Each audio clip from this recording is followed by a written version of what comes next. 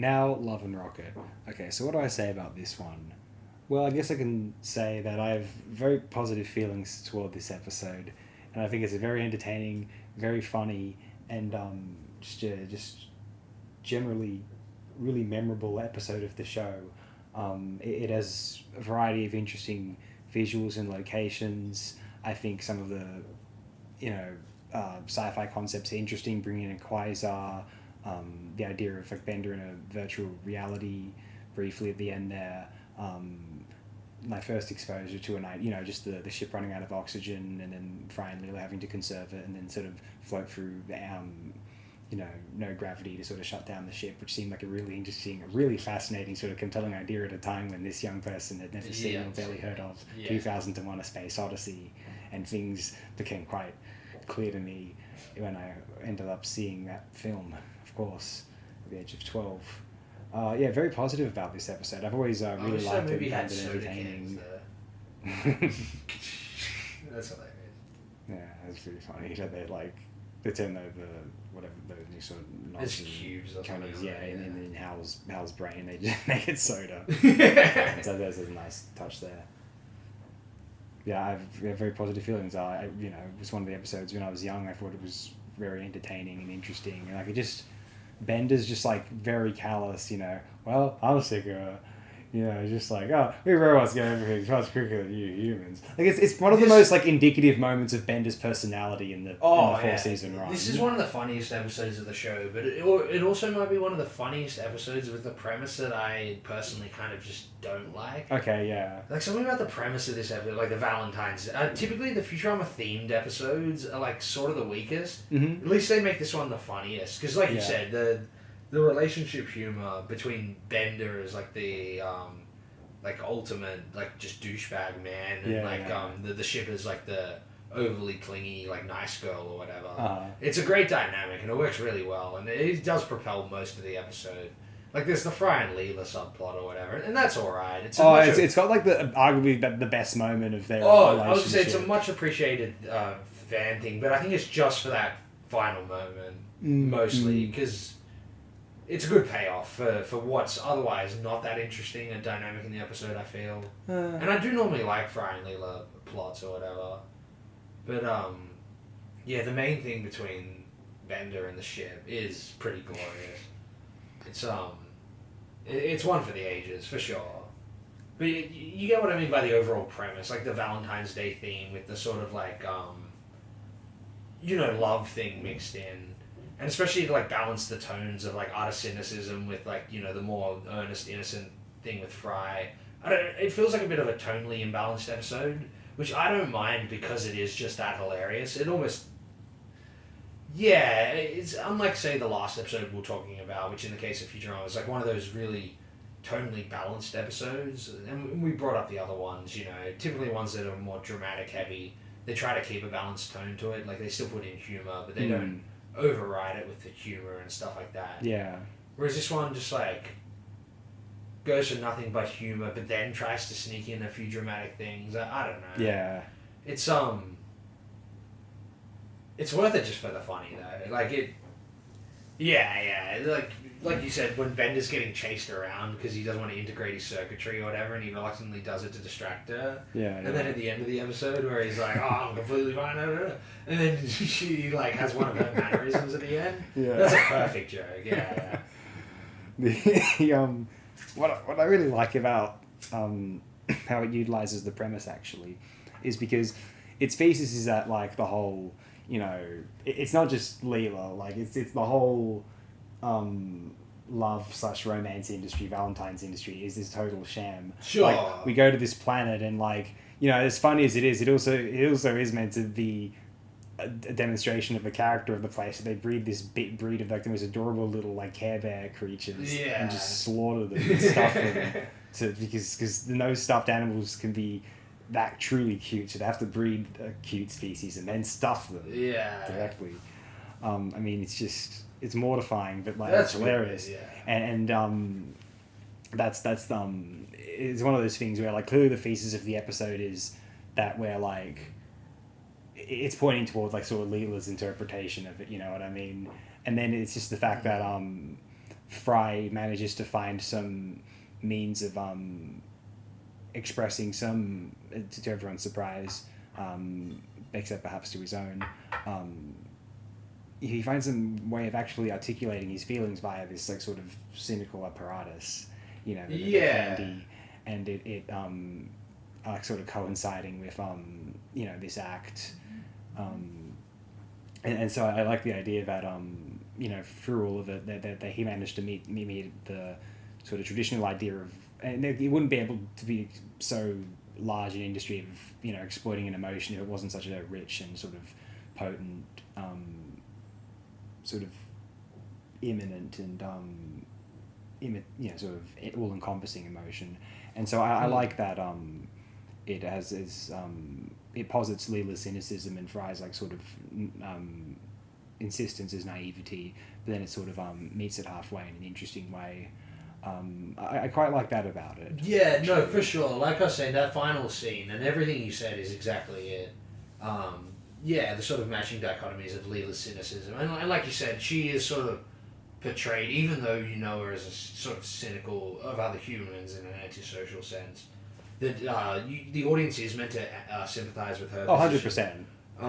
Because of how obvious the sham of the industry is. No, because if she wasn't in those scenes, that's exactly what we'd be thinking. And you also... You know, Leela's has a cynical past, but think about if she wasn't there. Like, she's literally just thinking... And you're also meant to sympathise as the audience with Fry as more like naive, sort of almost like sickly position. And the fact that they do meet somewhere in the middle at the end, and also through a strange coincidence of, like you said, using that apparatus and then an ethical sacrifice. Yeah, yeah. It's a very clever ending to the episode, for sure. Like, in my sort of run-up, I didn't want to, like, take away any significance from the episode, because it is that significant. It's just subjectively. Yeah, yeah. There's something about like you said, it's probably because I implicitly have just myself just known that since I was, like, 8 once again. So it doesn't really tell me much new, or it hasn't since I was maybe like 16. Even the ending itself, if you know what I mean. Yeah, yeah.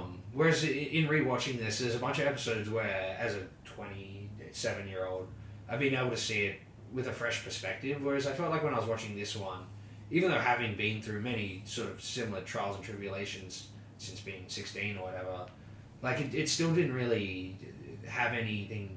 There was no new perspective for it for me, if that makes any sense. Sure.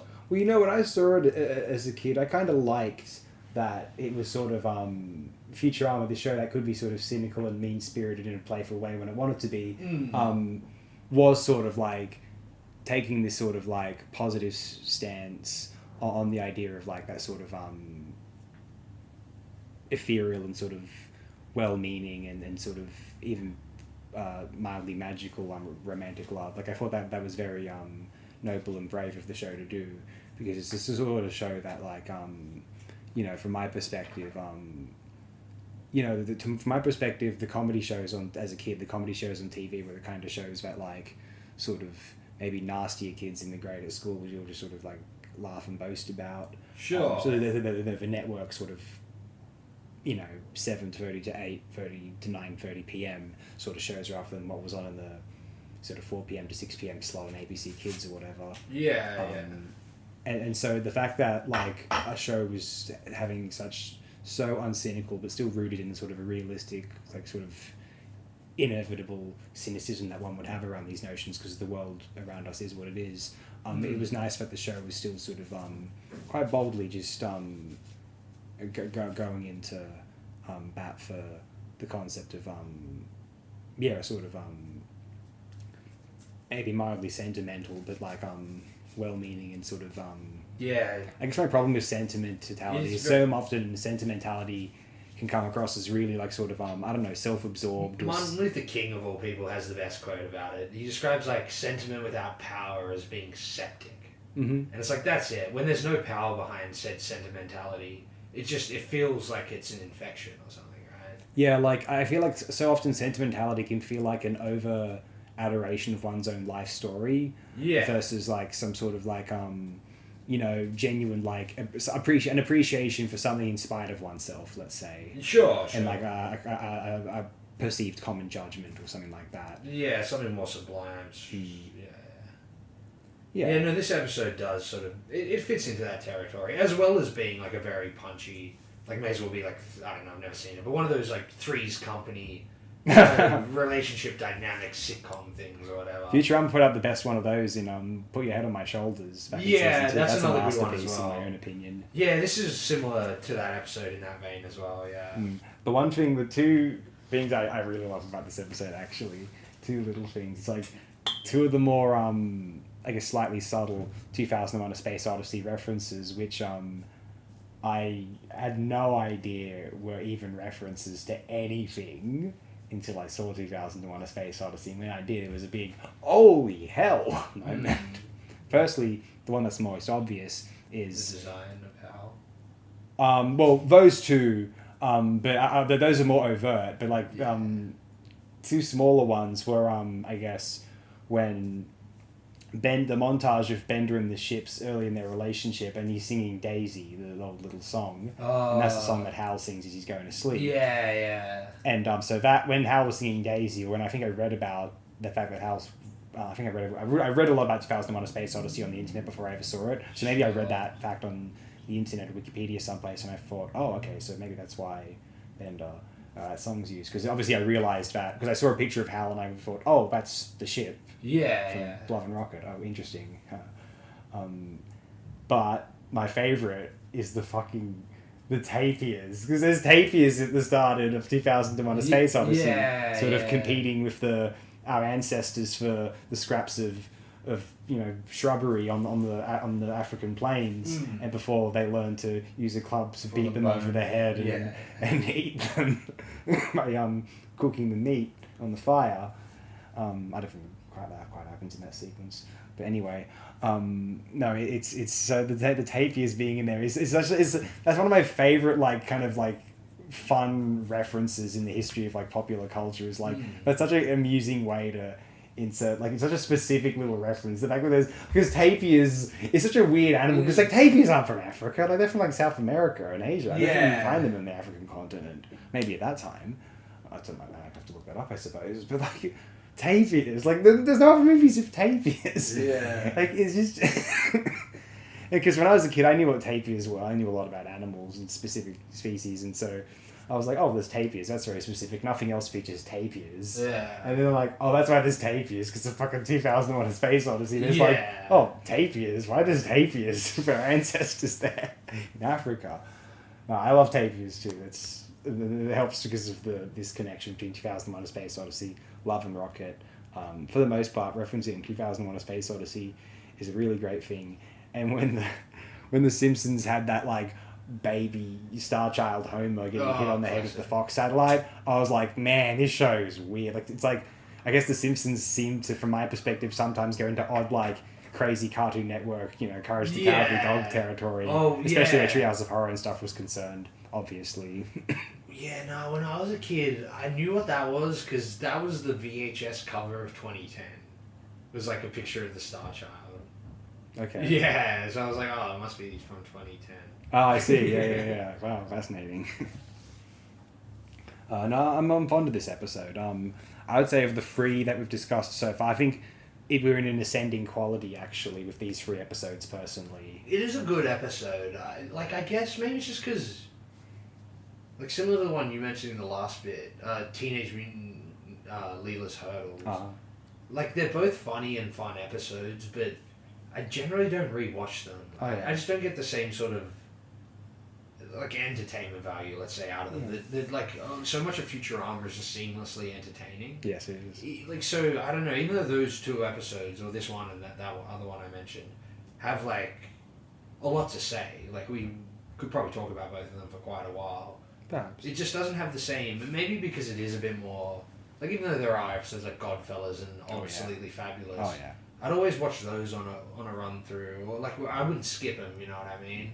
Whereas sometimes unless I'm if I was watching it by myself, I might skip this episode or Leela's Hurdles. Mm-hmm. As opposed to if I was watching it with other people, I'd be like, yeah, let's just watch that one. Mm-hmm.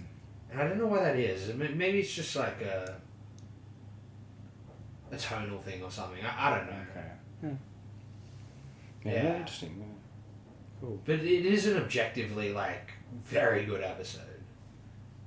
And like I said, one of the like Bender in this is nearly peak Bender. Oh yeah, This and like Bender shouldn't be on TV, and a that's few nice. other episodes in this Yeah, we'll get season. to that. It's just like ultra, even in Obsoletely Fabulous. Before, Oh, dynamite. you know, it's like Bender at his most hyperbolic. Yeah, Fair to Remember might be my peak Bender. That's pretty. Godfellas yeah. in the more sort of introspective sense, but in terms of like humor and sort of like just utter hubris, Yeah. Fair to Remember is like a thing to behold, you know. Yeah, yeah, they do take his hubris up to 1,000 in that episode. Anyway, I don't have much significance more to share. I feel No. I might close it here. Yeah. As well. Yeah. All right. Well, thank you everyone once again. Thanks again.